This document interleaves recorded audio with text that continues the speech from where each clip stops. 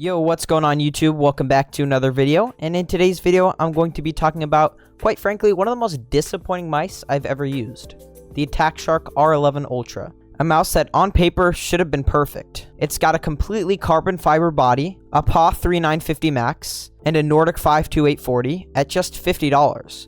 But in today's video, we're going to be exploring why this mouse simply just falls short. So without further ado, let's just get straight into the review. Now, the first and most major flaw of this mouse is the coating. It's very, very slippery, and it tracks oils very, very easily, and has a really, really weird texture as well, where you can really feel all the individual grooves of the carbon fiber, and it feels kind of like one of those holographic posters, if y'all know what I'm talking about. And it's overall just kind of unenjoyable to use for a long time, especially for someone like me who has really sweaty hands. Now, this mouse does come with some grips in the box, but they don't have a protective layer over the rubberized part. So the way that mine shipped, when I tried to actually take the grips out of the plastic, all of the rubberized grippy part came off on the plastic bag. So the grips are completely unusable now. And that's super, super disappointing, because that's really the only way that you can effectively use this mouse without it feeling like it's going to slip out of your hands with every flick. And another major flaw that I see with this mouse is the shape.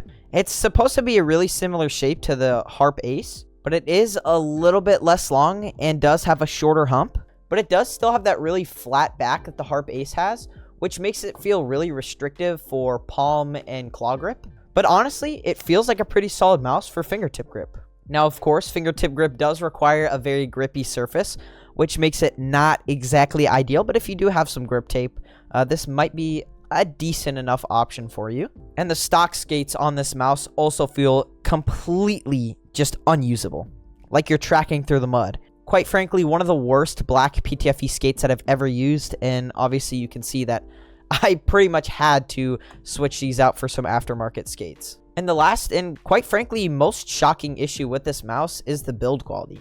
Now, I know that Attack Shark for a long time have had pretty bad QC, but this mouse honestly takes it a step farther. Now, you'd think that a carbon fiber mouse is supposed to be pretty strong and pretty sturdy, but honestly, that's the opposite of what this mouse feels like. I can literally push in the side of this mouse, and it clicks the side button. You might be able to hear that. I'm not pushing the side button at all. This is me just pushing into the mouse, which obviously isn't that big of an issue. I am squeezing pretty hard, but I'm not giving it all I got, and there's still quite a bit of flex. As well as the bottom, if I press right in the middle of the bottom of the mouse, there's almost no support there. It's really, really squishy, and I feel like if I really gave it all I got, I could like genuinely puncture a hole in this mouse. Now, you've heard me spew quite a bit of negativity about this mouse, but I do honestly have to give it to Attack Shark here with the clicks. They feel great. The Omron opticals are pretty much the perfect optical switch in a mouse. They feel great, but they do have quite a bit of post travel, and both left mouse and right mouse are a little bit wobbly for my liking.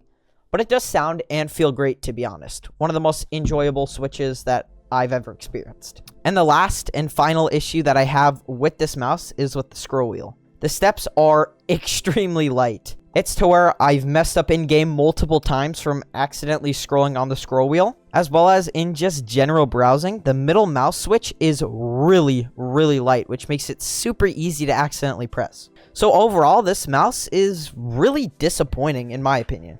I know that you can't ask for the world on a $50 budget mouse, but for our fully carbon fiber shell at 50 grams, you'd expect a little bit better build quality. So overall, this makes out to be one of the more disappointing mice that I've ever used. I do think it's cool. I think it's unique, and I love what Attack Shark is doing. I feel like they're really pushing the needle forward when it comes to Chinese mouse companies. But honestly, in my opinion, I feel like they're kind of going about it the wrong way. It feels like a very rushed product that they really could have spent a little more time on, and I think would have had one of the best budget mice of the year. But of course, that's just my opinion. Of course, you might think completely opposite to me. You might love this mouse. You might get a really good batch, and it feels like one of the best mice you've ever used. But of course, that's going to be it for me. If you guys enjoy this video, please do leave a like. Comment your thoughts. I read every single comment. And make sure if you're not subscribed already that you do hit that subscribe button. And I'll see y'all in the next review. Goodbye.